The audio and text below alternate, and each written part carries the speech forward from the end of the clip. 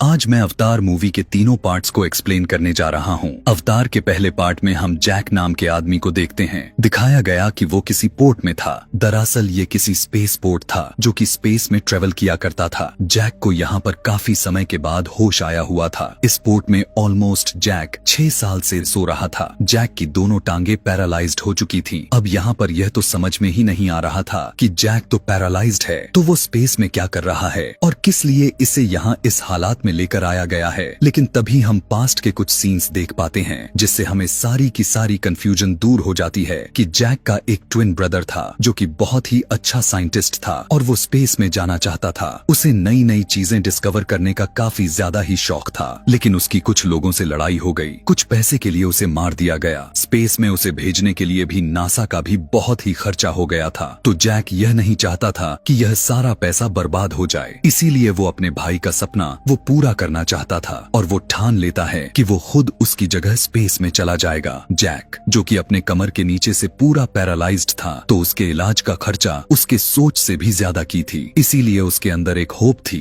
कि वो जिस मिशन पर जा रहा है अगर वो उसमें कामयाब हो गया तो उसे काफी सारे पैसे दिए जाएंगे जिसे वो उसे यूज में लेकर अपनी टांगों की इलाज करवा सकता है। यह काम भी काफी हार्ड वर्किंग थी। बेशक उसकी टांगे नहीं थी लेकिन वो काफी दिल का अच्छा और काफी मजबूत भी था। उसे खुद पर यकीन था कि वो यह कर लेगा। लेकिन पता चला कि ये सभी जिस जगह जिस प्लेनेट पर जा रहे हैं जो यहाँ से लगभग 26 खरब मील दूर है, जिस ग्रह का नाम पेंडोरा है, उस ग्रह पर ऑक्सीजन तो है लेकिन इंसानों के जीने लायक तो बिल्कुल ही नहीं था। जैक के साथ और भी लोग जो जाने वाले थे वो सभी के सभी एक जगह पर इकट्ठे हो जाते हैं। यहाँ पर ये सभी अपने लीडर से मिलते हैं। यहाँ पर उनका लीडर उन्हें समझाने लगता है कि तुम लोगों को किस किस तरह से वहाँ के हालातों को फेस करना है और वहाँ पर अगर किसी अजीबों गरीब तरह के क्रिएचर से सामना हो भी गया तो उसे किस तरह से मार देना है। यहीं पर जैक एक आदमी से मिला जहाँ पता चला कि इन दोनों की ट्रेनिंग 3 साल तक एक साथ हुई थी, इसीलिए इन दोनों में काफी बनती थी। यहाँ पर वही आदमी जैक को उसका अवतार दिखाता है। वो बताता है कि इस अवतार में इंसानों के डीएनए के साथ उन क्रिएचर्स के भी डीएनए मिक्स किए गए थे जो कि उस प्लेनेट पर रहा करते थे जहाँ पर ये लोग जा रहे थे। इन सभी का प्रोजेक्ट को स्टार्ट कर दिया गया था, लेकिन तभी वहाँ इस प्रोजेक्ट की लीडर आती है और इनसे बातें कर लेने के बाद वो सीधा इस प्रोजेक्ट के हेड के पास जाती है जो कि एक बिजनेसमैन था और इसी ने इस प्रोजेक्ट को शुरू किया हुआ था। वो उससे पूछने लग गई कि तुम्हारा जैक को यहाँ इतनी दूर लाने का क्या मकसद था। तब हेड कहने लगा कि इसमें कोई मैटर नहीं है, वो बस समझदार है। हेड लेडी को एक बहुत ही कीमती स्टोन दिखाता है और कहने लगा कि यह पत्थर जो तुम्हें दिखाई दे रही है जो उसी पंडोरा प्लैनेट पर ही मिलेगी और इस स्टोन की कीमत 100 करोड़ पर केजी का है, यानी इसका 10 ग्राम ही 1 करोड़ में बिकने वाला है। इसीलिए तुम बहुत ही खामोशी के साथ होने दो जो यहाँ हो रहा है। अगले सीन में हम देखते हैं कि जैक को यहाँ के अजीब सी मशीन में भेजा जाता है जिसके जरिए वो अवतार यानी यहाँ के क्रिएचर जैसे जो क्लोन को बनाया गया था उसमें चला जाता है। मतलब उसको अवतार के बॉडी में शिफ्ट कर दिया गया था। अवतार के बॉडी में आकर वो काफी खुश दिखाई देने लग गया था। उसके लंबे लंबे कान के साथ साथ लंबे पूंछ भी था। उसकी एक ऐसी छोटी भी थी जो कि आगे चलकर बहुत ही काफी सारे राज को खोलने वाले थे। ऐसा कर लेने के बाद जैक उसी कर्नल से मिला जो सभी को इंस्ट्रक्शंस दे रहा था। जैक उसकी काफी तारीफ करता है क्योंकि जैक पहले आर्मी में था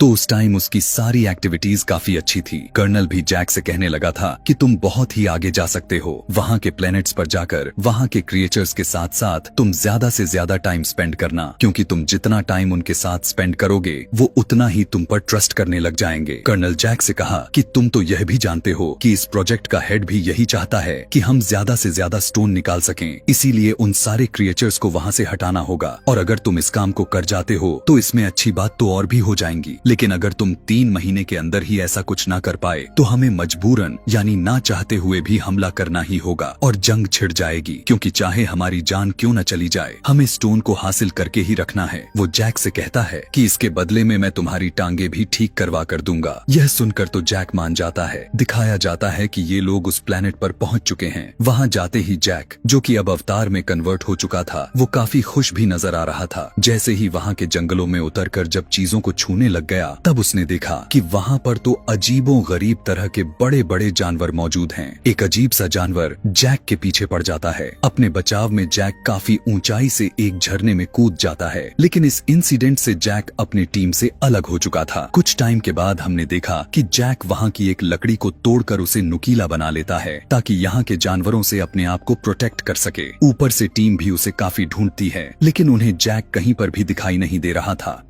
जैक की पूरी टीम यह सोचकर वापस जाने का फैसला करते हैं कि यह प्लेनेट काफी खतरनाक है और हो सकता है कि जैक अब तक मारा गया हो, लेकिन जैक तो जंगल में घात लगा रहा था। तभी हम देखते हैं कि जैक के क्लोन की तरह ही कोई फीमेल उसे देख रही थी। दरअसल यह लेडी इसी प्लेनेट की क्रिएचर थी जिसका नाम नेत्री था। वो जैक को तीर चलाकर मारने ही वाली थी कि तभी उसके तीर पर एक फूल जैसा कुछ क्रिएचर आकर बैठ जाता है। यह देखने के बाद वो अपना डिसीजन फौरन से चेंज करते हुए वहाँ से चली जाती है। अब जैसे ही रात हुआ तो जैक के पीछे यहाँ इस पेंडोरा ग्रह के काफी खतरनाक तरह तरह के क्रिएचर पड़ जाते हैं और उसे अटैक करने के लिए आगे बढ़ने लग गए। लेकिन जैक अपने बचाव में मशाल जलाते हुए उनसे लड़ने की कोशिश करने लग जाता है कि तभी वहाँ पर नेत्री आकर उसे बचाने लग गई। लेकिन इस दौरान भी वहाँ के कुछ जानवर भी मारे जाते हैं, जिस बात को लेकर नेत्री को गुस्सा आ जाता है। कहने लगी कि मुझे तुम्हें बचाने के चक्कर में मैंने जानवर को मार दिए। तब जैक कहा कि तो इसमें गुस्सा करने वाली बात क्या है? अगर तुम्हें अपने जानवरों की इतनी ही फिक्र ही थी तो मुझे भी बचाया ही ना होती। लेकिन अभी भी नेत्री में गुस्से कहने लग गई कि तुम अभी बच्चे हो। जवाब में जैक अपने रहन सहन को उसकी अपनी स्किल को सिखाने के लिए कहता है। आखिर इन जानवरों से कैसे लड़ा जाता है? अभी इन दोनों में बातचीत चल ही रही थी कि वहाँ पर बहुत सारे उड़ने वाले क्रिएचर उसके बॉडी पर आकर बैठ गए, जो पिछली बार नेत्री के तीर पर बैठे हुए थे। नेत्री यहाँ के इस कबीले के सरदार की बेटी थी, इसीलिए वो जैक को अपने कबीले के पास लेकर जाती है।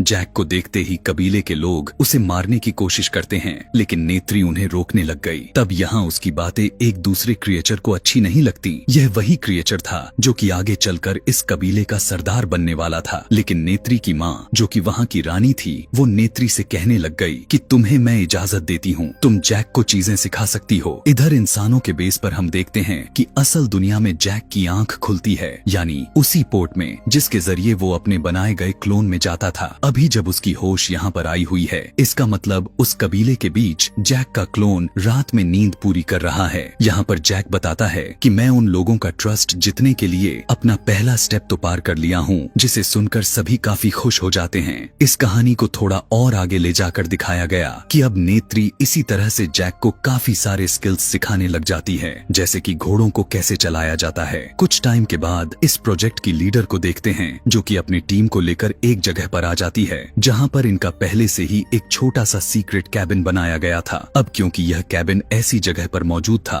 जहाँ के बड़े बड़े पहाड़ ऊपर हवा में उड़ रहे थे, जबकि यहाँ पर बहुत ही चार्मिंग व्यू हो चुका था। कबीले के अंदर जैक की ट्रेनिंग धीरे धीरे आगे की तरफ बढ़ती रहती है। देखते ही देखते जैक की काफी अच्छी ट्रेनिंग हो चुकी थी। जैक यहाँ की लैंग्वेज, उनकी बातों को कैसे बोला जाता है, सब कुछ धीरे धीरे सीख जाता है। घोड़ों की सवारी करना, वहाँ पर शिकार कैसे किया जाता है, और सबसे बड़ी बात तो वो यह सीख लिया था कि यहाँ के नेचर से कैसे प्यार किया जाता है। यह सारा कुछ उसने सीख लिया था। अब उड़ते हुए पहाड़ों के जरिए नेत्री जैक को एक ऐसी जगह पर लेकर जाती है जहाँ पर वो एक बहुत ही बड़े उड़ने वाले क्रिएचर से मिलवाती है। नेत्री यहाँ पर उसे बताने लग गई कि इन पंछियों में एक खास बात है, वो ये है कि ये लोग अपना राइडर को खुद ही चुनाव करते हैं और सारी जिंदगी उसी के साथ सिंसियर रहते हैं। यह क्रिएचर उसी को लेकर हमेशा उड़ता रहता है, उसके अलावा किसी की बात नहीं मानता। लेकिन खतरों वाली बात तो ये है कि उसके चुनाव के दौरान तुम्हें अपने आप को काफी बचाना होगा। उड़ने वाला परिंदा अपने प्रोटेक्शन में तुम्हें मार भी सकता है। देखते हैं कि बहुत ही हिम्मत करके जैक उस एक परिंदे के ऊपर चढ़ गया था और अपने छोटी को उसके छोटी में मिलाकर उसके ऊपर चढ़ जाता है और बहुत ही आसानी से उड़ने लग जाता है। नेत्री भी अपने परिंदे के साथ उड़ रही थी। दोनों यहाँ पर काफी एंजॉय करते हुए दिखाई दे रहे थे। आगे जा ही रहे थे कि तभी इनके पीछे एक खौफनाक परिंदा पड़ जाता है, जो वो इन्हें मारने की कोशिश करने लग गया। दोनों भागने लग गए। काफी कोशिश के बाद दोनों उस परिंदे को हराकर उससे अपनी जान बचा लेते हैं। नीचे कबीले में आकर नेत्री जैक को बताने लग गई कि यह मेरे दादा परदादा की सवारी हुआ करती थी। इस पर सवारी करना बहुत ही मुश्किल है। इसके बारे में यह भी माना जाता है कि यह दुखों को खत्म कर सकता है और प्रॉस्पेरिटी ला सकता है। ऐसे ही करते करते जैक को यहाँ इस कबीले पर आते जाते 3 महीने बीत चुके थे। एक दिन कर्नल उसे अपने पास बुलाकर कहने लग गया कि जो काम मैंने तुम्हें कहा हुआ था लगता है कि तुम भूल रहे हो। जवाब में जैक कहने लग गया कि नहीं, ऐसी बात नहीं है, मैं नहीं भूला, बस कल की बात है। वहाँ पर उनका एक इवेंट है जिसमें सारे लोग मुझे एक्सेप्ट कर लेंगे, यानी मैं भी उनका हिस्सा बन जाऊंगा। तब कर्नल कहा कि अगर तुम ऐसा ना कर सके तो मैं तुम्हें वापस जमीन पर भेज दूंगा। जैक कहने लगा कि आपको फिक्र करने की जरूरत नहीं है, मैं कल उनको उस जगह से किसी दूसरी जगह पर शिफ्ट कर दूंगा। कबीले के अंदर इवेंट का दिन भी आ जाता है जिसमें सभी लोग यानी इस पेंडोरा ग्रह पर रहने वाले सारे क्रिएचर्स जो इंसानों की तरह दिखते थे जैक को अपने ग्रुप में शामिल कर लेते हैं।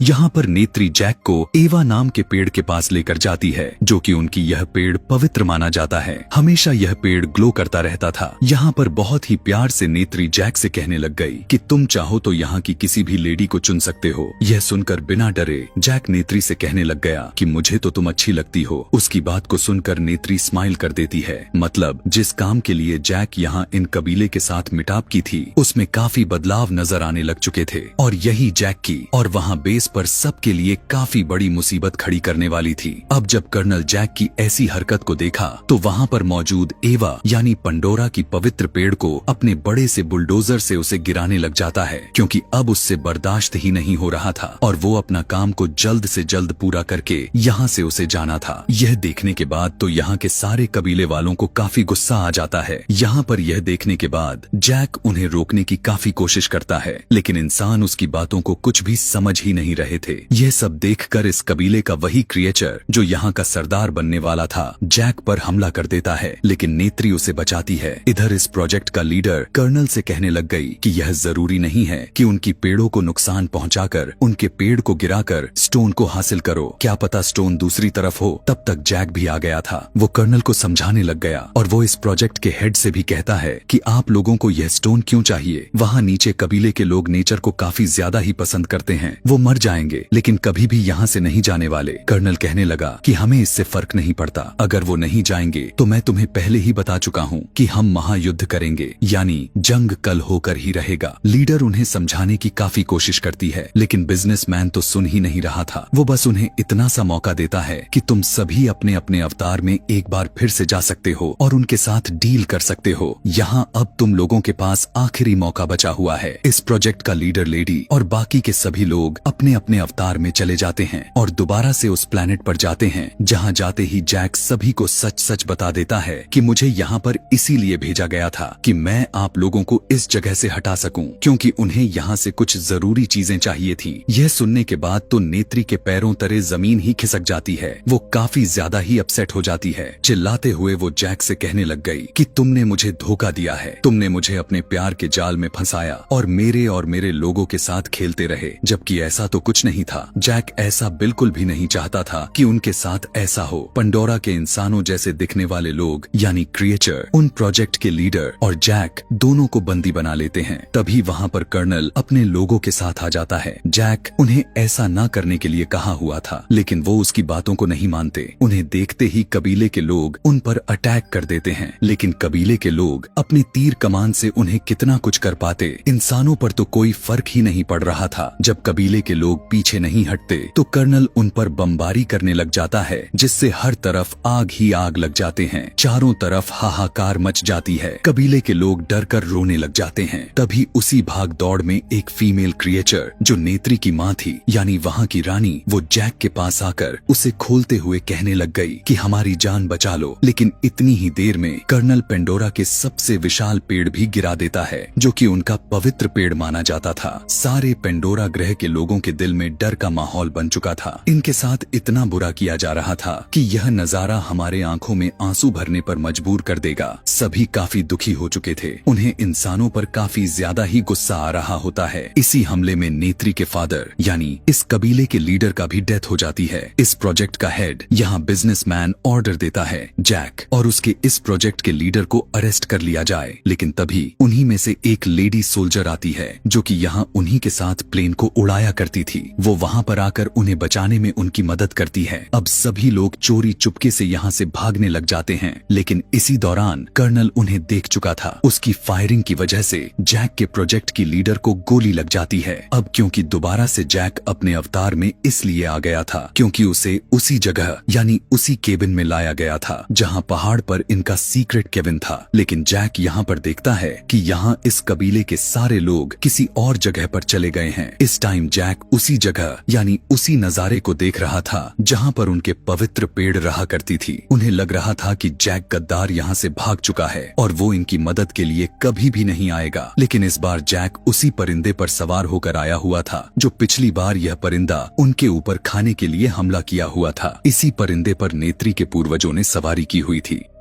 और इन लोगों का यही मानना था कि जो इस परिंदे पर सवारी करेगा वो यहाँ पर प्रॉस्पेरिटी ला सकेगा। ऐसा होता हुआ देखकर सभी जैक पर काफी खुश हो जाते हैं और उन्हें अब जैक पर विश्वास होने लग गया था। उन्हें पता चल चुका था कि जैक हमसे दूर नहीं भागा था बल्कि अब वो तो हमारी मदद करने के लिए आ चुका है। यह देखकर नेत्री भी जैक के लिए काफी खुश हो जाती है। जैक यहाँ पर अपना प्रस्ताव रखते हुए कहने लगा कि मेरे एक साथी जख्मी हो चुकी है, क्या उसे बचाने का कोई तरीका है? तब वो उसे यह बताने लगे कि हाँ, अगर वो इस अवतार यानी तुम लोगों के बनाए गए क्लोन में वापस आ जाए तो चांसेस हैं कि वो बच सकती है क्योंकि हमारी एवा माँ हमारी पुकार जरूर सुनेंगी। यहाँ पर सभी अपने एवा माँ से प्रे करने लग जाते हैं, लेकिन इसके बावजूद भी वो चाह कर भी उसकी जान नहीं बचा पाते और उसकी डेथ हो जाती है। तब अब जैक काफी गुस्से में आकर यहाँ इस कबीले में ऐलान कर देता है कि अब हम सारे मिलकर कर्नल के खिलाफ लड़ाई करेंगे और कबीले के सारे लोग उसकी बातों को एक्सेप्ट कर लेते हैं। इधर अब कर्नल की हवा टाइट हो चुकी थी क्योंकि उसे कहीं ना कहीं डर सताए जा रहा था क्योंकि उनकी तादाद काफी ज्यादा हो चुकी थी। लेकिन जैक के लिए दिक्कत वाली बात यह था कि कर्नल के पास बहुत ही बड़े बड़े जंगी जहाज और एडवांस वेपन्स भी मौजूद थे, लेकिन वहीं जैक और कबीले के लोगों के पास सिर्फ तीर कमान के अलावा कुछ भी नहीं था। लेकिन जैक इस बात पर इतना ध्यान नहीं देता क्योंकि वो इस प्लेनेट को अच्छी तरह से जान चुका था कि यहाँ के नेचर आपस में मिले हुए हैं, इसीलिए वो बिना पीछे हटे उनसे मुकाबला करके ही रहेगा। जैक उसी एवा माँ ट्री के पास जाता है और वो उनसे कहने लगा कि प्लीज आप हमारी मदद करने की कोशिश करें। माना कि मेरी गलती है कि मैं यहाँ कुछ और ही इरादे से आया हुआ था, लेकिन अब मैं इस धरती का एक हिस्सा हूँ क्योंकि मैं यहाँ के लोगों को ऐसे ही मरने नहीं देना चाहता। इधर कर्नल अपना हमला बड़े बड़े जहाजों के साथ कर दिया था। दिखाया गया कि वो भी अब गुस्से से पागल होकर अपने साथ पूरे आर्मी को ही लेकर आ चुका था। वो सबसे पहला शूट उसी पेड़ यानी पवित्र पेड़ की तरफ करने का फैसला किया था, लेकिन इससे पहले ही इस प्लैनेट के क्रिएचर्स आ जाते हैं जिन्होंने अपने घोड़े को तैयार किया हुआ था। जैक भी उसी परिंदे पर सवार हो चुका था। इन सभी के पास तीर कमान था जिससे कर्नल के लोगों पर हमला तो कर रहे थे, लेकिन अभी भी कर्नल के लोग इनके ऊपर भारी पड़ रहे थे क्योंकि उनके पास एडवांस वेपन्स और स्किल्स से उन्हें दबाए जा रहा था। लेकिन ऊपर उड़ने वाले क्रिएचर्स में काफी ज्यादा मात्रा में स्ट्रेंथ थी क्योंकि ये अपने विल पावर को सबसे आगे रखते थे। लेकिन कर्नल अब वहाँ पर काफी सारे क्रिएचर्स पर अटैक करने लग गया था। तभी वहाँ से वो फाइटर पायलट आती है, लेकिन इससे पहले कि वो जैक को बचा पाती, कर्नल उस पर भी फायरिंग शुरू कर देता है जिसकी वजह से नेत्री का सवारी यानी उसका परिंदा इंजर्ड हो जाता है। यहाँ पर अब खून की बारिश होने लग चुकी थी, काफी सारी तबाही हो चुका था। इसी फायरिंग की वजह से इस कबीले का नया सरदार भी मारा जाता है जो जैक का मजाक उड़ाया करता था। अब कर्नल का टारगेट उसी पवित्र पेड़ पर था क्योंकि उस पेड़ पर हमला करके इन लोगों पर कंट्रोल करना चाहता था। जंगल के अंदर नेत्री भी काफी घबराई हुई थी, लेकिन यहाँ भी इस पहले की कर्नल इस दूसरे वाले पवित्र पेड़ यानी माँ एवा पर हमला कर पाता। जैक की लगाई गई एवा माँ के सामने पुकार कबूल हो जाती है, यानी एवा माँ उसकी विनती को स्वीकार कर ली थी। जो अब यहाँ पर काफी सारे बड़े बड़े परिंदे आने लग जाते हैं जिन पर गोलियों का कोई भी असर नहीं हो रहा था। नीचे जंगल में भी बहुत सारे तरह तरह के छुपे हुए जानवर निकलकर बाहर आ जाते हैं जो सीधा इंसानों पर हमला कर देते हैं। यहाँ पर अब पूरा का पूरा तख्त ही पलट चुका था। इंसानों के दिलों में अब डर का माहौल बन चुका था। जिस जहाज से ये लोग उस पवित्र पेड़ पर हमला करने वाले थे, जैक उस जहाज के इंजन में एक्सप्लोजन कर देता है जिससे वो जहाज ही पूरा का पूरा डिस्ट्रॉय हो जाता है और पेड़ को बचा लिया था। इसके बाद जैक गुस्से से पागल हो चुका था और वो अब कर्नल के जहाज के साथ वही किया और उसकी जहाज को डिस्ट्रॉय कर दिया। लेकिन बहुत ही कॉन्फिडेंस से कर्नल उस रोबोट के साथ जहाज से सीधा नीचे जंप कर देता है, लेकिन जैक पेड़ों के सहारे बच चुका था तभी कर्नल को वही कैबिन नजर आ गया जिसमें जैक अपने पोर्ट में सोकर अपने क्लोन के अंदर गया हुआ है। इसीलिए वो सोचता है कि इस पर ही वो हमला करके जैक का किस्सा ही खत्म कर देगा। वो ऐसा अभी कर ही पाता कि वहाँ पर नेत्री भी आ जाती है। वो एक क्रिएचर के साथ कर्नल से काफी तगड़ी फाइट करने लग जाती है, लेकिन कर्नल उस क्रिएचर जानवर को ही मार देता है कि तभी वहाँ पर जैक आ जाता है। जैक अब अपने ह्यूमन वर्जन को बचाने के लिए कर्नल से फाइट करने लगा था, लेकिन कर्नल जैक की चोटी ही पकड़ लेता है और उसे ऊपर हवा में उठा लेता है। यहाँ पर कर्नल जैक को जैसे ही मारने की कोशिश की, तभी अचानक से नेत्री अपना तीर चलाती है जो जाकर सीधा कर्नल को लगता है। दूसरा भी तीर मारकर नेत्री कर्नल का सांसें ही रोक देती है, यानी इस बार कर्नल का काम तमाम हो जाता है। ऐसा होते ही जैक अपने आप बेहोश हो गया था, क्योंकि उसे भी काफी ज्यादा ही चोट आई हुई थी। अब क्योंकि जैक क्लोन बॉडी में जब सोता है या फिर बेहोश होता है तो उसे अपनी ह्यूमन वर्जन में वापस आना ही होता था। यहाँ इस प्लेनेट की हवा कुछ अलग थी, इसीलिए उसे सांस नहीं आ रही थी, लेकिन ठीक उसी टाइम पर नेत्री आकर उसे उसके ऑक्सीजन वाली मास्क पहना देती है, जिससे वो सांस लेने लग जाता है। यहाँ दोनों स्माइल करते हैं क्योंकि नेत्री ने जैक की जान बचाई थी और जैक ने नेत्री का प्लेनेट को बचाया हुआ था। कहानी के लास्ट सीन में हम देखते हैं कि बाकी के बचे हुए इंसानों को जमीन पर भेज दिया जाता है और जैक के साथ उसके साथी और कुछ सिलेक्टेड लोगों के साथ कुछ डॉक्टर भी रह गए थे जो कि इन क्रिएचर के साथ मिलकर रहने वाले थे। यहाँ पर अब हमें दिखाया जाता है कि जैक को और उसके बनाए गए क्लोन को उसी एवा माँ के पेड़ के सामने लाया गया था, जो सारे लोगों ने मिलकर प्रे करते हुए उसी अवतार कैरेक्टर में बदल दिया जाता है और अब वो नेत्री के साथ और इस प्लेनेट पर हमेशा के लिए रहेगा। यहीं पर अवतार मूवी की पहली कहानी खत्म हो जाती है। अब मैं अवतार के दूसरे पार्ट को एक्सप्लेन करने जा रहा हूँ। यहाँ इस कहानी को थोड़ा आगे ले जाया गया है, जहाँ जैक के कुछ बच्चे हो चुके हैं। जैक बताता है कि यहाँ अपने बच्चों के अलावा मेरे 2 बच्चे और हैं जिन्हें अडॉप्ट किए हुए हैं, जिनमें एक मेरी ही पुरानी साथी की बेटी है जो उसको पैदा करने के बाद मारी गई। यहाँ उसी की बात हो रही है जो जैक के प्रोजेक्ट की लीडर, जो जंग के दौरान जैक को लेकर भागते टाइम गोली लगने से मर गई थी। और यहाँ एक और बच्चा है जो कि इंसानों का ही है। जंग खत्म होने के बाद जब सभी इंसानों को वापस अर्थ की तरफ भेज दिया गया था तो यह बच्चा इधर ही रह गया। यह सब बच्चे आपस में मिलजुल कर खेलते, एक दूसरे का काफी ख्याल रखते हैं। जैक अपने सभी बच्चों को सारी स्किल सिखाता है, जैसे कि तीर कमान को कैसे चलाया जाता है, मछली पकड़ना वगैरह वगैरह। यह सभी बच्चे खुश तो होते हैं, लेकिन एक रात जैक उसकी वाइफ नेत्री चमकता हुआ एक तारे को देखते हैं। तारा जैसे जैसे करीब आता है तो पता चला कि यह तो इंसानों की स्पेसशिप है, यानी इंसानों ने एक बार फिर से इनकी दुनिया में यानी पेंडोरा ग्रह पर आ चुकी हैं। उनके आते ही उनकी स्पेसशिप से निकलने वाली आग की वजह से जंगल में बहुत ही भयानक लग चुकी थी, जिस आग में बहुत से जानवर पलक झपकते ही झुलस जाते हैं। काफी सारे नुकसान होता है। उसके अंदर से इंसान निकलकर बाहर उसी रोबोट के साथ आते हैं जिस रोबोट से कर्नल ने जैक पर हमला किया हुआ था। इंसानों की बहुत ही बड़ी बड़ी गाड़ियां भी थीं जो रास्ते में आने वाली हर चीज को कुचलते जा रही थीं, जबकि इधर जैक की वाइफ नेत्री को रोने के आगे कुछ सूझता भी नहीं। मतलब यहाँ पर यह सब देखकर क्लियर हो जाती है कि इंसान भी कितना गिर जाते हैं कि कुछ कहने लायक ही नहीं बचता। खैर, अब यहाँ पर एक अवतार के क्लोन को दिखाया जाता है जो बिल्कुल जैक की तरह लग रहा था। वो लैब में बौखलाते हुए उठा और आसपास के लोगों को मारने लग जाता है। उसको उसके साथी कंट्रोल करते हुए कहने लग गए कि आप हमारे कर्नल हैं और आप इंसान ही हैं। हमने आपके मरने के बाद आपको मॉडर्न टेक्नोलॉजी वाला एक ऐसी बॉडी दे दी है जिस वजह से आप इस प्लेनेट पर जिंदा रह सकते हैं। आप दिखने में इस प्लेनेट के क्रिएचर की तरह ही लगेंगे, इसीलिए आपको डरने जैसा कुछ नहीं है। इसी तरह से बहुत से इंसानों को ऐसी ही क्लोन के थ्रू जिंदा कर दिया गया था, यानी जो बच कर गए थे वो सभी यानी ज्यादातर लोगों को इसी तरह की बॉडी दे दी गई थी, जो कि हम इन कर्नल के आसपास खड़े हुए लोगों में देख भी सकते हैं। दूसरी तरफ देखते हैं कि जैक अपने कुछ लोगों के साथ मिलकर इंसानों की आ रही ट्रेन को बमबारी करके उसे उड़ा देते हैं, जिसमें उनके हथियार के साथ साथ खाने का सामान जा रहा था। अपने उसी उड़ने वाले परिंदे के ऊपर इंसानों की जहाज को तबाह करने के बाद उनका सारा सामान लूट लेते हैं। जब कर्नल को इस होने वाले नुकसान का पता चलता है तो जैक को जान से मारने का प्लान करता है, क्योंकि जैक ही है जो नावी यानी इस कबीले का लीडर बन चुका है। यहाँ पर कर्नल की सीनियर ऑफिसर उनको बताती है कि हमने जब भी जैक के जंगल में अपने जहाज भेजे, उनके उड़ने वाले परिंदे ने हमेशा उनको तबाह कर दिया और तुम ही वो आखिरी उम्मीद हो जो कुछ कर सकते हो। यह सुनकर देखकर कर्नल जंगल में अपने साथियों के साथ पैदल जाता है, पर जैक के बच्चे खेल रहे थे। वो अपनी तरफ इंसानों को आता हुआ देखकर रेडियो की मदद से वो अपने फादर जैक को बताने की कोशिश कर ही रहे थे कि उसी टाइम इंसान यानी कर्नल उन्हें पकड़ लेता है। अभी यह लोग जैक के बच्चे को टॉर्चर कर ही रहे थे कि तभी वहाँ पर नेत्री आकर अपने तीर को कर्नल के एक आदमी को आर पार कर देती है। दोनों में लड़ाई शुरू हो जाती है।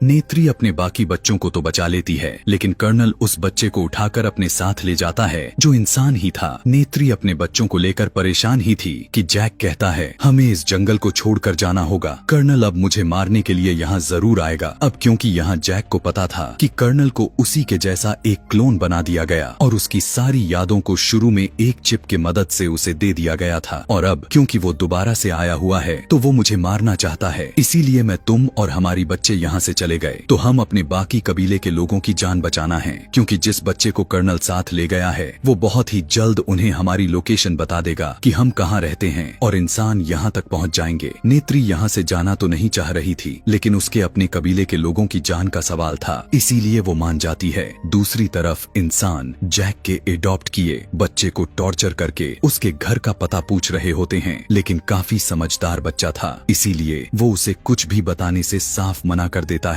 तभी कर्नल आकर उस मशीन को रोकता है जिससे बच्चे को टॉर्चर किए जा रहा था और कहने लगा कि यह इंसान है तो हम इंसानों की तरह बात करेंगे। कर्नल उसकी तरफ दोस्ती का हाथ बढ़ाकर बताने लगा कि मैं तुम्हारा असली फादर हूँ और आखिरी बार जब इस दुनिया पर आया हुआ था तब मैं जानबूझकर तुम्हें यहाँ पर छोड़कर गया हुआ था, क्योंकि मैं तुम्हें अपने साथ लेकर नहीं जाना चाहता था, लेकिन अब मुझे एहसास है और अब मैं तुम्हें वापस अपने साथ अपने धरती पर जाएंगे। उसकी ऐसी बात सुनकर मासूम बच्चा जिसका नाम स्पाइडर है वो मान जाता है कि ठीक है मैं आपको जगह दिखा दूंगा। वहीं दूसरी तरफ जैक अपने कबीले को छोड़कर अपने उड़ने वाले क्रिएचर्स पर बैठकर यहाँ से बहुत ही दूर चले जाते हैं। दिखाया जाता है कि यह सभी पानी के पास में रहने वाले नावी के पास पहुँचते हैं। यहाँ पर रहने वाले लोग तो इसी प्लेनेट के हैं, लेकिन दिखने में उनसे अलग कलर में होते हैं। यहाँ पानी वाले नावी शुरू में इनका मजाक बनाते हैं, उनकी पूंछें देखकर उनकी मजाक उड़ाने लग गए, यह कहकर कि इनकी तो पूंछ ही पतली है और भी बहुत कुछ। तभी यहाँ पर पानी वाले लोगों का लीडर आया और जैक से कहने लग गया कि तुम जंगल के अंदर रहने वाले लोग हो, तुम्हारी यहाँ पानी के पास रहने का कोई जरूरत नहीं है, तुम्हें कुछ नहीं आता कि पानी में कैसे सरवाइव करना है। लेकिन जैक जवाब में कहने लगा कि हम बहुत ही जल्द आपके तौर तरीके सीख जाएंगे और मुझे मेरी फैमिली के लिए आप लोगों की जरूरत है ताकि वो यहाँ पर सही तरह से जिंदा रह सकें। यह देखकर पानी का नावी लीडर मान जाता है और उन्हें यहाँ रहने की इजाजत भी दे दिया था। अगले दिन जैक के बच्चों को वहाँ के रहने वाले बच्चे घुमा रहे थे, जबकि जैक का बेटा अपने बालों की चोटी वहाँ पानी में एक क्रिएचर से जोड़ता है। वो बहुत ही तेजी से पानी के अंदर तैरता है, जिसकी वजह से उसे तैरने में काफी मुश्किलों का सामना करना पड़ता है। अगले दिन वहाँ के कुछ बच्चे जैक की बेटी यानी किरी को पागल कह रहे थे। इसके अलावा उससे बदतमीजी करने लग जाते हैं, उसको काफी तंग करने लग जाते हैं। तभी वहाँ पर जैक के बाकी बच्चे भी आ जाते हैं और उस तंग करने वाले बच्चों को मारने लग जाते हैं, यह कहते हुए कि तुमने हमारी बहन को ऐसा क्यों कहा। जब जैक को यह सब पता चलता है तो वो अपने ही बेटे को डांटने लग जाता है कि तुमने उसे क्यों मारा, वो यहाँ के लीडर का बेटा है, अब चलो उससे माफी मांगो। जब वो उससे माफी मांगने के लिए गया तो लीडर का बेटा अभी भी गुस्से से भरा हुआ था, इसीलिए वो अब इससे बदला लेना चाहता था। उसके सारे दोस्त उससे कहने लग गए कि चलो तुम्हें एक अच्छी जगह पर लेकर जाता हूँ। वो उसे गहरे पानी में लेकर जाता है जहाँ पर एक खतरनाक मॉन्स्टर रहता था। उसकी सारे दोस्त उसे वहाँ पर ले जाकर उसे अकेले छोड़कर भाग जाते हैं। कुछ ही टाइम ही हुआ था कि एक व्हेल मॉन्स्टर आकर उसके ऊपर अटैक कर देता है, जिस वजह से वो पानी के अंदर डुबाने लग गया था और मॉन्स्टर लगातार उसे खाने के लिए उस पर अटैक करता चला जाता है। यहाँ पर दोनों आमने सामने हो चुके थे कि तभी वहाँ पर एक और बहुत ही बड़ी सी मछली आकर छोटे वाले मछली को अपने मुंह में डालकर पत्थर पर जोर से मारता है और उसको वहीं पर ही ढेर कर देता है। इतनी ही देर में जैक का बेटा पानी में टाइम पर सांस न लेने के कारण वो डूबने लग जाता है। जैसे ही उसकी आंख खुली तो उसने देखा कि उसी मछली ने जो पानी के अंदर मॉन्स्टर को मारा था अब वो उसकी जान बचाई है और वो उसके ऊपर लेटा हुआ है। जैक का बेटा देखता है कि इस मछली के विंग में एक काफी बड़ी सी हुक फंसा हुआ है। तब जैक का बेटा उसे निकालकर उसे अच्छा फील करवाता है, जिससे अब इन दोनों के काफी अच्छी दोस्ती हो जाती है और यह बड़ा सा मछली जैक के बेटे को पानी में रहने वाले कबीले के पास छोड़कर आता है। जब सभी कबीले वाले नावी लीडर को यह पता चला कि उसके अपने बेटे ने ही जानबूझकर हमारे मेहमान को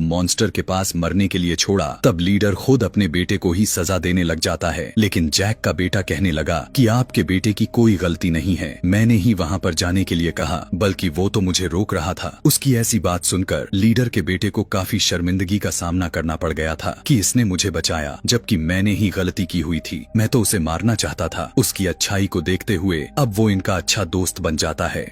जैक का वही बेटा सभी को बताता है कि एक बड़े से मछली ने मेरी जान बचाई, लेकिन उसके यहाँ के दोस्त उसका मजाक बनाने लग जाते हैं और कोई भी उसका यकीन नहीं कर रहा था। अगले दिन दोबारा वो उसी बड़े से मछली के पास जाता है और वहाँ दोनों काफी ज्यादा एंजॉय करने लग गए थे। दरअसल पानी के नावी लोगों में यह किस्सा फैला हुआ था कि इसी बड़े से मछली ने अपने जैसे सारे प्रजाति यानी अपने ही परिवार को मौत के घाट उतार दिया था। और अगर इस मछली ने ऐसा किया हुआ था तो जैक के बेटे को इतना पसंद क्यों कर रहा है। इधर कर्नल जैक के तलाश में इधर उधर भटक रहा था कि तभी उसे इन्फॉर्मेशन मिलती है कि जैक अब तक कहां कहां जा सकता है, लेकिन अभी तक एग्जैक्ट उसे इन्फॉर्मेशन नहीं थी, इसलिए उसे काफी मुश्किलों का सामना करना पड़ रहा था। कर्नल ने वहां के उड़ने वाले क्रिएचर्स पर ठीक जैक की तरह ही अपना एक क्रिएचर को चुन लिया था। ऐसा कर लेने के बाद वो कर्नल और कर्नल के लोग उसे ढूंढने के लिए निकल पड़ते हैं और वहां के पास के ही एक आइलैंड पर पहुंच जाते हैं। यहाँ के लोग कहने लग गए कि हमने इन्हें कभी नहीं देखा, जिसकी तस्वीरें तुम दिखा रहे हो। कर्नल को इन सभी की बातें झूठ लग रही थीं, तो वो इन लोगों के पानी में रहने वाला एक क्रिएचर को मार डालता है। कर्नल का बेटा उसे समझाने लग गया कि यह लोग कुछ नहीं जानते,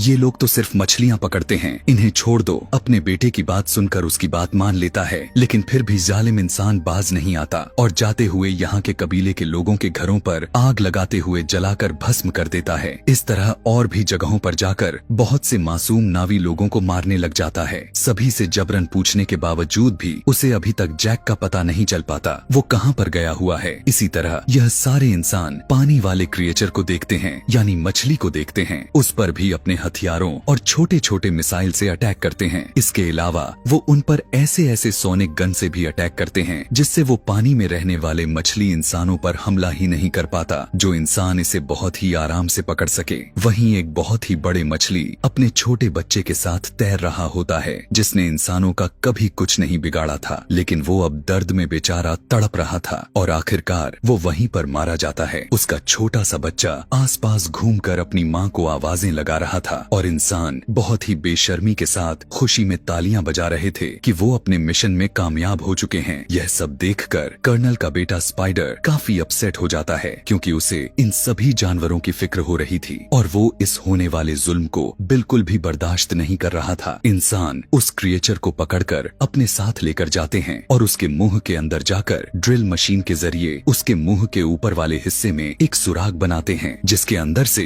एक येलो कलर लिक्विड निकलने लग जाता है। यह एक ऐसा पानी है कि जो भी इंसान इसे पिएगा उसकी उम्र बहुत ही कम मात्रा में बढ़ेगी, यानी इंसान को जिंदा रहने के लिए बहुत से साल मिल जाएंगे और इस लिक्विड की कीमत भी करोड़ों डॉलर्स में बिकने वाले हैं। मतलब यहाँ इस पेंडोरा ग्रह पर दो चीज बहुत कीमती है, पहला वो स्टोन और दूसरा ये लिक्विड। अगले दिन मरने वाले मछली क्रिएचर को पानी के नावी लोग देख लेते हैं, जिसके बाद जैक को बुरा भला कहने लग जाते हैं। कहने लग गए कि तुम्हारी वजह से इंसान यहाँ तक पहुँच चुके हैं और अब वो हमारे क्रिएचर्स को मार रहे हैं और बहुत ही जल्द हमें भी। ग्रीन नावी लीडर कहने लगा कि जो भी हुआ सो हुआ, अब हम इंसानों से मुकाबला करेंगे। इसके बाद जैक का बेटा एक बार फिर से उसी मछली से मिलने जाता है जिसने उसकी जान बचाई थी और वो देखता है कि उसके ऊपर एक एंकर जैसे कुछ डिवाइस लगी हुई है, जिसकी वजह से उस मछली को उस डिवाइस ने उसे वहीं पर रोक कर रखा हुआ था और वो वहाँ से हिल ही नहीं पा रहा था, क्योंकि इंसान उस लिक्विड को हासिल करने के लिए और भी मछलियों को मारने का इरादा रखते हैं। और इस बार बारी है जैक के बेटे के मछली की, जो वो अपने साइज में भी बहुत बड़ा है और उसमें से लिक्विड भी बहुत ज्यादा निकल सकता है। इसीलिए इंसान अब इस वाले मछली को मारना चाह रहे हैं। उसके सभी दोस्त भी वहाँ पर मौजूद थे। इन्हें पता था कि इंसान इस मछली को मारने के लिए आ रहे हैं। कर्नल भी इन बच्चों को वहाँ दूरबीन से देख लेता है। जैक और लीडर को पता चलता है कि उनके बच्चे खतरे में हैं और वो अपने हथियार उठाकर उन्हें बचाने के लिए निकल पड़ते हैं। इधर सारे बच्चे बहुत ही मुश्किल से उस बड़े मछली से वो डिवाइस निकाल देते हैं, जिस वजह से मछली वहाँ से आगे तैरकर निकल जाता है और आखिरकार बेचारे मछली की जान तो बच जाती है। लेकिन इंसान फायरिंग करते हुए अभी भी बच्चों का पीछा कर रहे होते हैं। यहाँ पानी के अंदर लीडर की बेटी मरने ही वाली थी कि तभी जैक का बेटा हाथ पकड़कर अपनी तरफ करके उसकी जान बचा लेता है। लेकिन थोड़ी ही देर में बच्चों को बड़ा सा जाल डालकर पकड़ लेते हैं और अपनी शिप पर लेकर आते हैं। ऐसा होते ही बच्चों के पेरेंट्स भी यहाँ तक पहुँच चुके थे, यानी कि जैक वहीं पर रुक कर देखता है कि उनके बच्चे को शिप के आगे कर्नल ने बंदी बनाया हुआ है। कर्नल कहने लगा कि अगर तुम अपने बच्चों की जान बचाना चाहते हो तो शिप पर तुम सिर्फ अकेले ही आओगे। तब जैक अकेले जाने का डिसाइड करता है। तभी जैक के बेटे का सबसे बड़ा मछली दोस्त पानी के नीचे से एकदम अचानक ऊपर आकर इनके शिप पर चढ़ जाता है और अपने हाथों और पूंछ से वहां खड़े इंसानों को मारने लग जाता है और हर चीज तबाह करने लग जाता है। यह देखकर जैक और लीडर के लोगों को भी मौका मिल जाता है कि वो इंसानों पर हमला कर दें और वो सारे लोग की तरफ बढ़ने लग जाते हैं। इंसानों और इन सभी नावी लोगों के बीच एक घमासान फाइट छिड़ जाती है। बहुत सारे इंसान भी मौत के घाट उतर जाते हैं और कुछ नावी लोग भी। और वो पानी वाला क्रिएचर जो जैक के बेटे का दोस्त था, वो इंसानों के शिप के ऊपर से छलांग लगाकर उन्हीं के लोहे की रस्सी से इन्हें दबाकर मार देता है। जैक भी इंसानों का मुकाबला करते हुए बच्चों के पास आकर उनको वहाँ से छुड़वा लेता है। कुछ बच्चे अपने अडॉप्टेड इंसानी भाई जैसे स्पाइडर को भी ढूंढ लेते हैं और वहाँ से भगाते हुए अपनी जान बचाने की कोशिश करने लग जाते हैं। लेकिन उसी भाग दौड़ में जैक के बड़े बेटे को गोली लगने की वजह से उसकी मौत हो जाती है। यह सब देखने के बाद तो उसकी माँ पूरी तरह से टूट जाती है और चिल्ला चिल्ला कर रोने लग जाती है। लेकिन इधर जैक के दो बच्चे को फिर से कर्नल ने पकड़ लिए हुए हैं और वो लोग इंतजार कर रहे थे कि जैक इन्हें बचाने के लिए जरूर आएगा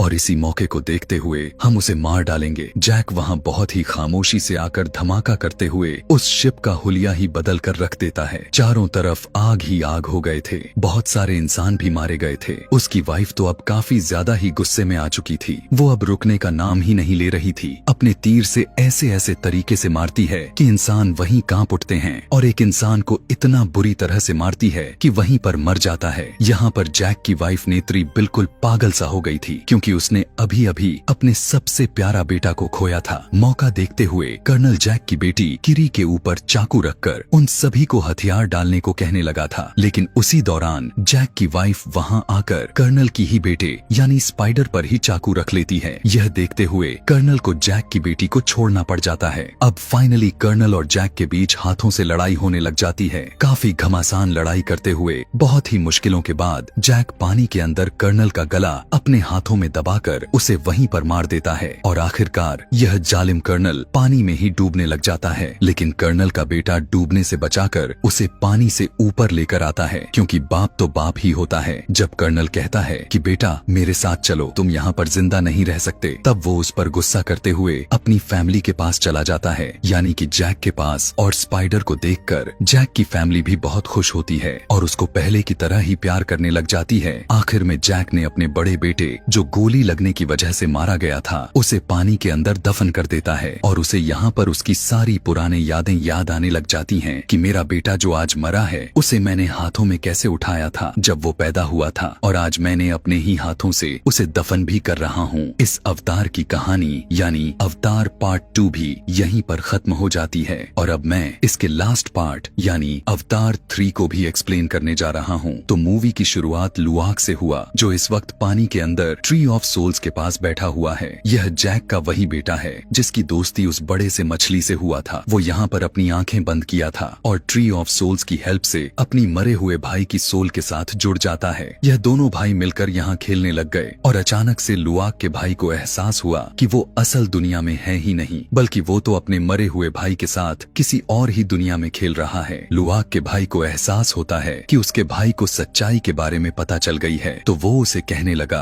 कि मेरी ही गलती थी, मैं स्पाइडर को बचाते बचाते तुम्हें बचा ना सका। उसकी ऐसी बात को सुनते ही लुआक का भाई उदास हो जाता है, लेकिन फिर अपने भाई से कहने लगा कि तुम्हें उदास नहीं होना चाहिए, स्पाइडर को बचाकर तुमने ज्यादा अच्छा काम किया है। हम तो ट्री ऑफ सोल्स की मदद से कभी भी मिल सकते हैं, बात कर सकते हैं, मगर स्पाइडर तो इंसान है, अगर वो मर जाता तो तुम उससे कभी भी बात ना कर पाते। यहाँ पर हमें यह एहसास हुआ था कि अवतार की यह जो अजीब सी दुनिया है पेंडोरा, इस दुनिया के अंदर हर चीज आपस में बहुत ही ज्यादा मात्रा में कनेक्टेड है। जो भी अवतार मरता है वो यहीं की मिट्टी और पानी का हिस्सा बन जाता है और कभी भी वो अपनों से दूर नहीं जाता। खैर, सीन कट हुआ और हमें जैक को दिखाया गया। जैक अपने कबीले का लीडर है और इस टाइम वो समुंदर की गहराई में जा जाकर तबाह हुई इंसानों के शिप के अंदर से बहुत सारी गन्स और एक्सप्लोसिव्स निकालने में लगा हुआ है। जैक को यह जरूर पता है कि उसका दुश्मन दोबारा हमला जरूर करेंगे और इनके पास जो हथियार हैं वो इतने एडवांस नहीं जो इंसानों जैसे चालाक क्रिएचर्स का मुकाबला कर सकें। इन्हें इंसानों से लड़ने के लिए इंसानों जैसे ही हथियार चाहिए थे। बहुत सारे हथियार को इकट्ठा करके जैसे ही वो कबीले में वापस आया तो कबीले के लोग उसकी ऐसी काम से उस पर नाराज हो जाते हैं। कबीले के लोगों को लगता है कि यह हथियार बस अवतार को ही नुकसान पहुंचा सकते हैं। नेत्री कबीले के लोगों को समझाती है कि नहीं, यह हथियार हमारे कबीले की हिफाजत भी कर सकते हैं और हमारे लोगों को जंग के लिए तैयार भी कर सकते हैं। नेत्री अब इन्हीं एक्सप्लोजिव को इस्तेमाल करते हुए अपने नए कुछ तीर बनाती है, यानी इंसानों से भी एडवांस हथियार बना लेती है। दूसरी तरफ अब हम इंसानी बेस पर कर्नल को देख पाते हैं जो एक नया प्लान बना रहा है। वो चाहता है कि अवतार की दुनिया यानी पेंडोरा ग्रह के ऐसे इलाकों की तरफ जाया जाए जहाँ पर अभी तक यह लोग नहीं गए हुए हैं, जहां पर फायर नावी के लोग रहते हैं। कर्नल को लगता है कि वो लोग फायर नावी से दोस्ती करके जैक और उसके सारे कबीले के लोगों को बहुत ही जल्द ही मार सकते हैं और जल्द ही जैक के कबीले पर अपना कब्जा भी बना लेंगे। दिखाया जाता है कि इंसानों फौजी सैटेलाइट्स की मदद से स्पाइडर को ढूंढने की कोशिश कर रहे हैं। उन्हें लगता है कि यही इंसान ही है जो जैक को पकड़ने में वो उनकी मदद कर सकता है, जबकि यहाँ पर स्पाइडर तो सारे नावी लोगों को बचाना चाहता है। जैक को आजकल एक अजीब सा डर भी महसूस होने लग चुका था। स्पाइडर का ऑक्सीजन टैंक खत्म हो रहा है। उसे डर है कि अगर वो मर गया तो वो बाकी अवतार की तरह पेंडोरा ग्रह का हिस्सा नहीं बन पाएगा और उसकी सोल पेंडोरा में जिंदा नहीं रहेगी। इसी दौरान हमें दिखाया जाता है कि बड़े बड़े एयर बैलून्स के अंदर एयर नावी लोग यहाँ पर आते हैं। एयर नावी लोग ऐसे ही अपने बड़े बड़े बैलून्स में पूरे पेंडोरा के ऊपर घूमते रहते हैं और खाने पीने के लिए दूसरे क्लेन से ट्रेडिंग करते रहते हैं। और जब यह सारे लोग जैक के नावी लोगों के पास जाते हैं तो जैक उनसे एक डील कर लेता है कि एयर नावी के लोग अपने साथ स्पाइडर को रख ले। यहाँ पर रहते हुए स्पाइडर को सांस लेने में काफी मुश्किलों का सामना करना पड़ता था,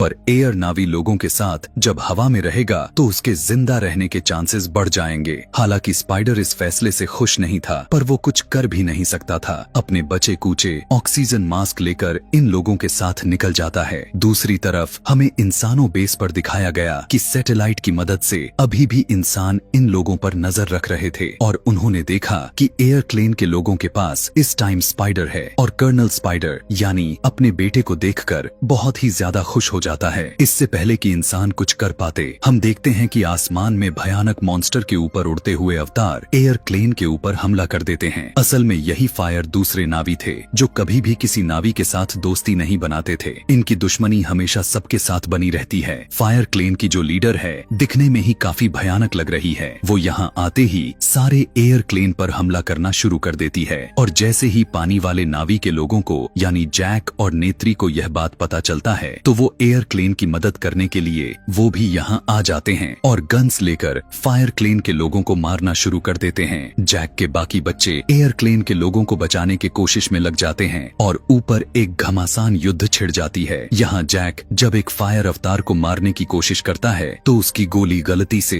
एयर क्लेन के बैलून में लग जाती है, जिससे बैलून फट जाता है। इससे पहले कि आग में जलकर मर जाता वो भागकर नीचे की तरफ जंप कर लिया था। एयर बैलून फटने की वजह से सभी लोग नीचे आ गए थे, लेकिन अब एक और मैटर यह फंस गया था कि स्पाइडर के सभी मास्क उस बैलून के अंदर रह गए जो जलकर भस्म हो गए। ये लोग स्पाइडर का मास्क को लाने का फैसला करते हैं। वहीं पर जाकर जहां अभी भी लड़ाई हो रही है, फायर नावी दूसरे लोगों को लूट रहे हैं, उन्हें जान से मार रहे हैं और वॉरेन नाम की जो लीडर थी एयर क्लेन के लोगों के छोटी से अपना छोटी मिलाकर उन्हें मेंटली टॉर्चर कर रही है। एयर क्लेन के लोगों को बचाने के लिए पीछे से जैक की फैमिली दोबारा से गन्स चलाती है और बहुत सारे फायर क्लेन के लोगों को पलक झपकते ही मार देती है और यहाँ से ये लोग छुपते हुए भाग जाते हैं। वॉरेन जब अपने मरे हुए लोगों को देखती है तो वो हैरान रह जाती है, यह देखकर कि इनके ऊपर कोई तीर नहीं है तो वो मरा कैसे। उसने जब अपने मरे हुए साथी के अंदर गोलियां देखी तो वो इन गोलियों से काफी इम्प्रेस हो चुकी थी। अब उसे भी इसी तरह के हथियार हथियार चाहिए थे, इसीलिए वो पानी वाले नावी के पीछे पड़ जाती है। यहाँ दिखाया जाता है कि जैक भी अपने बच्चों को बचाने के लिए दोबारा जंग वाली जगह पर आया हुआ था, लेकिन यहाँ पर उसके बच्चे नहीं थे। इतने में ही कोई पीछे से उसके ऊपर हमला कर देता है और हम देखते हैं कि यह इंसानों का लीडर कर्नल है। वो यहाँ पर अकेले ही अपने बेटे स्पाइडर को लेने के लिए आया हुआ था। यहाँ की हालात को देखते हुए वो जैक से सवाल करने लग गया कि यह सब किसने किया। वो बता देता है कि यह सब फायर नावियों ने किया है, लेकिन इससे पहले तुम मुझसे और बातें करो, मुझे तुम्हारी मदद चाहिए। तुम्हारे बेटे स्पाइडर मास्क यहीं कहीं गुम हो चुका है और जल्द ही अगर हमने उस तक मास्क ना पहुंचाए तो तुम अपने बेटे को खो दोगे। इस टाइम कर्नल अपने जैक को बात मान जाता है, जबकि दूसरी तरह हमें स्पाइडर को दिखाया गया जिसकी हालत बहुत ही ज्यादा खराब हो चुकी थी क्योंकि उसके मास्क में ऑक्सीजन खत्म हो चुकी है। लुआक उसे उठाकर यहाँ से भागने में लग चुका था, लेकिन उसके कोशिश का कोई फायदा नहीं था कि तभी लुआक की बहन किरी को एकदम अचानक से अजीबो गरीब तरह के कुछ विजन आने लग गए थे और वो लुआक से स्पाइडर को नीचे रखने को कहती है। फिर वो अपने बालों को ट्री ऑफ सोल्स के साथ जोड़ लेती है और उसके माइंड में कोई उसे कुछ बताने लग जाता है। उनकी बातों को फॉलो करते हुए वो स्पाइडर को एक बिज खिला देती है, जिसकी वजह से स्पाइडर की बॉडी अब अवतार की बॉडी में कन्वर्ट होने लग चुकी थी और अब वो इस पेंडोरा यानी इस अवतार वाली दुनिया में बिना मास्क के सांस ले सकता था। सभी लोग लुआक की बहन पर बहुत ही ज्यादा हैरान होते हैं कि उसने यह सब आखिर कैसे कर लिया। तब वो बताने लग गई कि शायद मेरे माइंड में माँ एवा ने कुछ ऐसा ही करने को कहा था। खैर, इस टाइम ये लोग बहुत ही ज्यादा खुश थे और एक दूसरे के गले लग रहे थे, लेकिन तभी फायर नावी लोग इनके पीछे आ जाते हैं और अपने फायर से इनके ऊपर हमला कर देते हैं। वॉरेन यानी उनकी लीडर भी उनके साथ ही आई थी और वो स्पाइडर को यहाँ पेंडोरा के एनवायरमेंट में सांस लेता हुआ देखकर हैरान हो जाती है। तब किरी कहने लग गई कि यह सब माँ एवा की वजह से हुआ है। यह बात सुनकर वॉरेन को गुस्सा आ जाता है और वो उस लड़की से कहती है कि अगर मैं इसका गला काट दूं तो क्या तब भी तुम्हारी माँ एवा इसे बचाने के लिए आएंगी। ऐसा वो करके बस वो पानी वाले नावी के लोगों को नीचा दिखाना चाहती थी, इससे पहले कि अब वो स्पाइडर को कोई नुकसान पहुंचा पाती। यहाँ पर कर्नल के साथ जैक आ जाता है। जैक और उसके बाकी के लोग फायर नावी के लोगों से लड़ने लग जाते हैं, जबकि कर्नल पीछे से वॉरेन को पकड़ लेता है। वॉरेन अपने छोटी से कर्नल के दिमाग पर कब्जा करने की कोशिश तो करती है, लेकिन कर्नल मेंटली काफी स्ट्रांग था और वो अपने आप को उसके कब्जे से छुड़वा लेता है और इस तरह वॉरेन कर्नल से इम्प्रेस हो जाती है। कर्नल से बातें करते हुए उसके गन को कैसे चलाते हैं उससे पूछने लग जाती है। कर्नल के बताने से वो गन चलाना भी सीख लेती है, जिसके बाद वो और उसका क्लेन यहाँ पर जश्न मनाने लग जाते हैं। असल में वो जीत जो गई थी, पानी नावी वाले काफी सारे लोगों को उसने कब्जे में लिया हुआ था, जबकि यहाँ पर हमें नेत्री को दिखाया गया जो जख्मी थी और उसके लोग उसे अब रेस्क्यू करने में लगे हुए थे। पानी वाले नावी जो यहाँ पर कैदी बने हुए थे वो देखते हैं कि वॉरेन एक बहुत ही अजीब लीडर है। अपने लोगों को अपने पावर से एक खास तरह की ड्रग्स देती रहती है, जिससे उसके लोग मदहोश होकर उसी की पूजा करते रहते हैं। ये अजीब चीजें देखते हुए पानी वाले नावी के लोगों को यही सही मौका लगने लगा था। किरी यहाँ पर अपने बालों को ट्री ऑफ सोल्स के साथ मिला लेती है और ट्री ऑफ सोल्स के जरिए यहाँ के सभी पौधों से कनेक्टेड होकर वो पौधों के स्पाइक से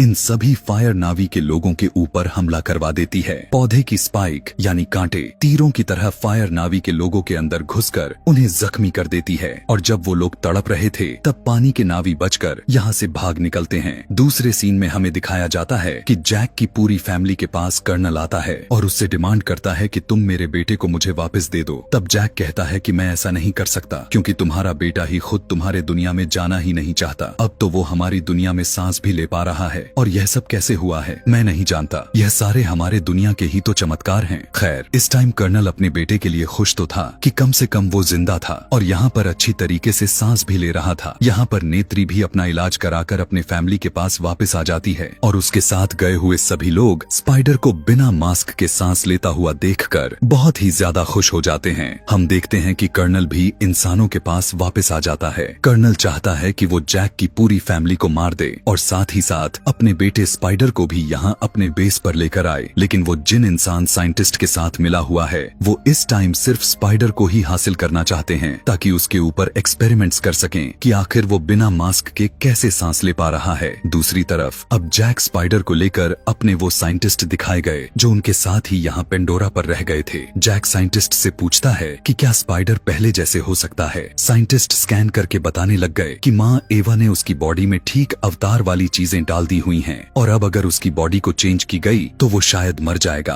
दिखाया गया कि स्पाइडर के सर में उसी तरह की चोटी आ चुकी थी जिस चोटी के जरिए अवतार अपने आप को पेंडोरा यानी अपनी दुनिया से जोड़ा करते थे। इधर दिखाया जाता है कि किरी यहाँ पर बहुत ही ज्यादा हैरान हो चुकी थी कि आखिर वो यह सब कैसे कर पा रही थी। हालांकि माँ एवा का कुछ अच्छा सिग्नल या निशान था भी नहीं। वो बहुत ही ज्यादा परेशान हो जाती है तो यहाँ उसके अपने लोग उसे सच्चाई बताने के लिए तैयार हो जाते हैं। उस बच्ची को बताया जाता है कि तुम्हारी मॉम दरअसल एक इंसान थी और उन्हें गोली लग चुका था, मरने के कगार पर पहुंच चुकी थी, इसीलिए उन्हें बचाने के लिए उनकी सोल को अवतार वाली के बॉडी में डाल दिया गया, लेकिन फिर भी वो पूरी तरह से अवतार नहीं बन पाई थी।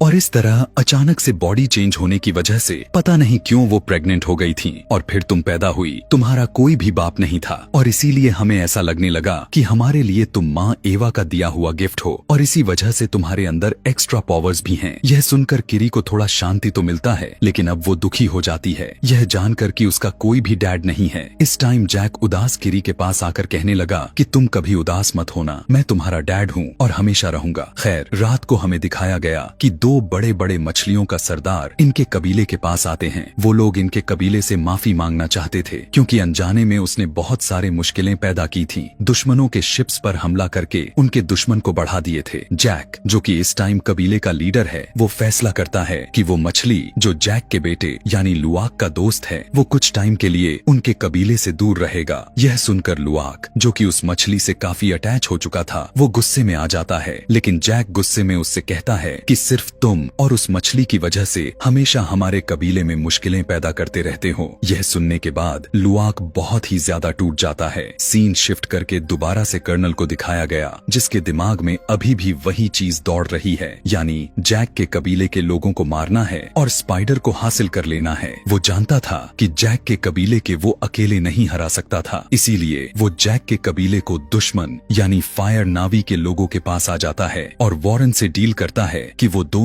अपने अपने फायदे के लिए जैक के नावी से मिलकर लड़ेंगे। यहाँ पता चलता है कि वॉरेन पानी के नावी लोगों के खिलाफ इसलिए थी क्योंकि उसने पानी के गॉड से यानी माँ एवा से एक बार कुछ फेवर मांगी हुई थी, लेकिन माँ एवा ने उसकी मदद नहीं की थी और फिर उसने जाकर फायर के देवता से मदद मांगी थी और फायर ने उसकी सारी मुश्किलें आसान कर दी और उसके बाद से ही उसे लगने लगा है कि सबसे अच्छी फायर है और इस टाइम जो उसके पास मदहोश कर देने वाली पावर्स हैं, उसकी वजह से वो पानी वाले नावी के लोगों को बहुत ही आसानी से मार भी सकती है। यह दोनों डिसाइड करते हैं कि जैक के कबीले को मारने के बाद यह दोनों मिलकर पेंडोरा यानी इस दुनिया पर राज करेंगे। जंग के लिए प्लानिंग करने लग चुके थे। कर्नल वॉरेन को हाई टेक्नोलॉजी वाला रोबोट्स और बहुत सारे वेपन्स देता है और वॉरेन जंग के लिए अपनी आर्मी देती है। सीन शिफ्ट होकर दूसरी तरफ हमें दिखाया जाता है कि स्पाइडर जब अपने दोस्तों के साथ खेल रहा था तभी अचानक वहाँ पर कर्नल आ टपकता है और पीछे से स्पाइडर को पकड़ लेता है। वॉरेन आकर उसे अपने साथ कनेक्ट कर लेती है और यहाँ से लेकर चली जाती है। यहाँ छुपकर किरी ये सब देख रही थी। उसके थोड़ी ही देर के बाद फायर नावी लोग बहुत ही बड़े बड़े इंसानों के शिप्स को लेकर पानी नावी यानी जैक के ऊपर हमला करने के लिए आ जाते हैं। जंग का माहौल को देखते हुए जैक घबरा जाता है और वो इन लोगों से कहता है कि मैं यहाँ पर कोई भी खून खराबा नहीं चाहता, तुम लोग अगर मुझे गिरफ्तार करना चाहते हो तो कर लो। कर्नल को भी उसकी यह ऑफर कुछ ठीक ठाक लगता है। वो उसे जब लेकर जाने का फैसला करता है तो जैक एक और शर्त सामने रखते हुए कहने लगा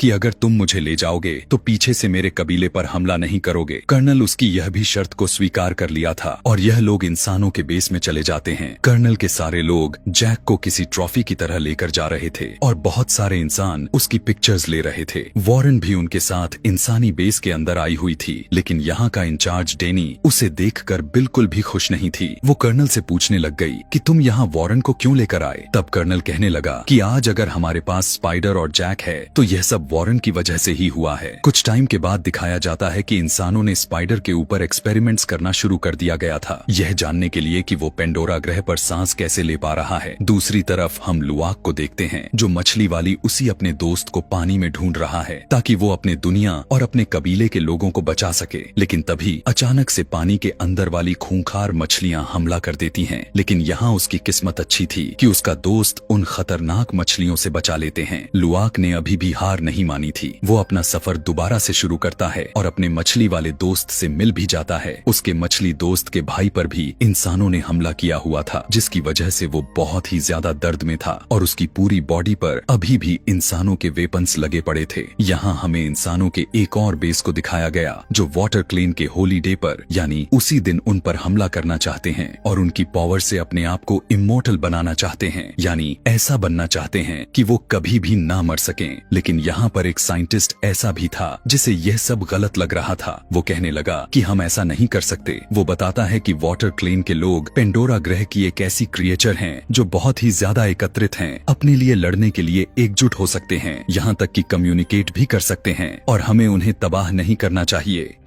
दूसरी तरफ अब हमें नेत्री को दिखाया जाता है जो जैक और स्पाइडर को बचाने के लिए इंसान के बेस के बाहर आ चुकी है और दूसरी तरफ स्पाइडर भी अपने आप को एक्सपेरिमेंट रूम से बचते बचाते हुए बाहर निकल आया है। सीसीटीवी में गार्ड्स उसे देख भी लेते हैं लेकिन उस पर अटैक नहीं कर पाते क्योंकि साइंटिस्ट ने उस पर अटैक करने से मना किया हुआ था, क्योंकि स्पाइडर पर काफी सारे एक्सपेरिमेंट्स होना बाकी थे। इतने में हम देखते हैं कि नेत्री ने जैक को बचा लिया था और अब वो जैक और स्पाइडर को लेकर अपने कबीले पर वापस जाती है। यहाँ पर जैक नेत्री से कहने लगा कि तुम सही कहती थी, इंसान स्पाइडर को एक्सपेरिमेंट्स करके और भी लोगों को उसी के जैसे बना देंगे जिसे इंसान अपना यहाँ हुकूमत बनाने लग जाएंगे, इसीलिए अब हमें उसे मार ही देना चाहिए। वो कहता है कि अभी भी देर नहीं हुई, मैं स्पाइडर को मार दूंगा और उन लोगों को यहाँ रहने का जरिया ही खत्म कर दूंगा, क्योंकि इंसान तब तक बाज नहीं आएंगे जब तक वो यह न जान ले कि इंसान पेंडोरा पर किस तरह से सांस लेते हैं। और उन्हें इस बारे में पता चल गया तो इंसान हम लोगों को मारकर खुद पेंडोरा ग्रह पर बस जाएंगे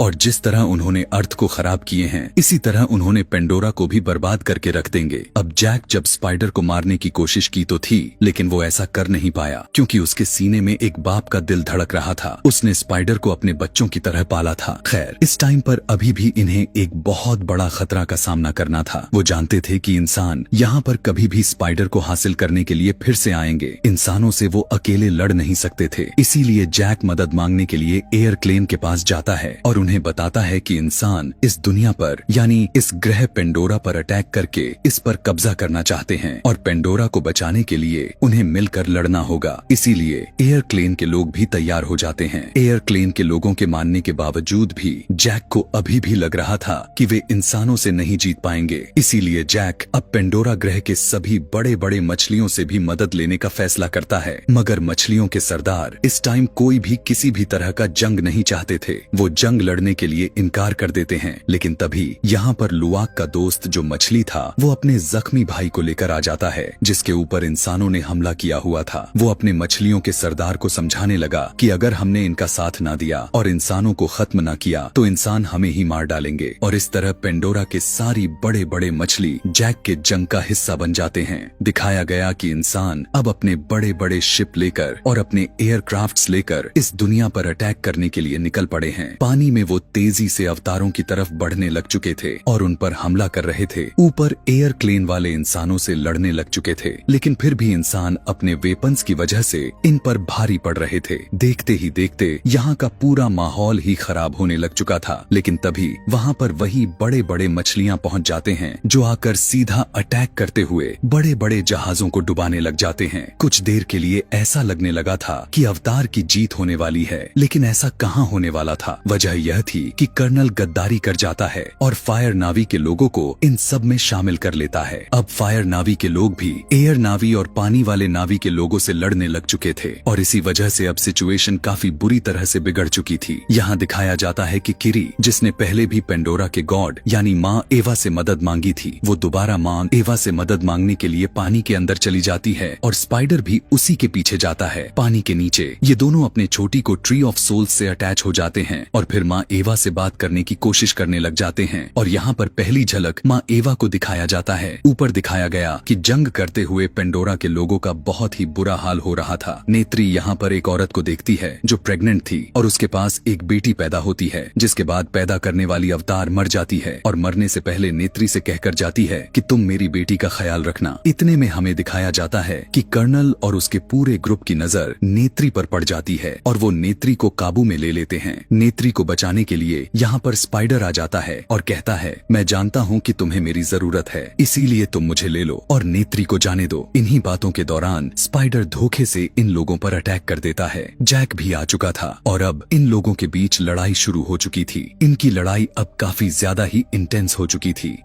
इसी लड़ाई में लड़ते लड़ते स्पाइडर नीचे आग की तरफ गिरने ही वाला था। स्पाइडर को नीचे गिरता हुआ देखकर जैक के साथ साथ कर्नल भी तड़प उठा था, क्योंकि स्पाइडर का असली बाप कोई और नहीं बल्कि कर्नल ही था, जबकि जैक स्पाइडर को पाला हुआ था। यह दोनों मिलकर उसे बचा लेते हैं और तभी कर्नल के आसपास सारे अवतार इकट्ठे हो जाते हैं। नेत्री कर्नल को मारना चाहती थी, क्योंकि कर्नल एक अवतार होकर अवतारों से ही गद्दारी कर रहा था और इंसानों के साथ मिलकर इतना बड़ा कांड किया था। इस टाइम कर्नल को भी अपनी गलती का एहसास था, इसीलिए नेत्री के हाथों दोबारा मरने से पहले वो खुद ही आग में छलांग लगा देता है और अपनी जान दे देता है। यहाँ पर हम देख पाते हैं कि सभी मॉन्स्टर्स भी इंसानों के ऊपर हमला कर करके उन्हें खा जाते हैं और बची कूची आर्मी सोल्जर्स यहाँ से भाग जाते हैं और इस तरह अवतार अपने ग्रह को, दुनिया को बचाने में कामयाब हो जाते हैं। फाइनली अब ये लोग इस पेंडोरा दुनिया में आसानी से खुलकर जी सकते थे। मूवी के पोस्ट क्रेडिट सीन में हमें दिखाया जाता है कि स्पाइडर सभी अवतार के साथ मिलकर मूवी के स्टार्ट के साथ दिखाने वाले ट्री ऑफ सोल्स के साथ कनेक्टेड हैं और इसी ट्री ऑफ सोल्स के जरिए वो अपनी मरी हुई फैमिली से, अपनी मरी हुई मॉम से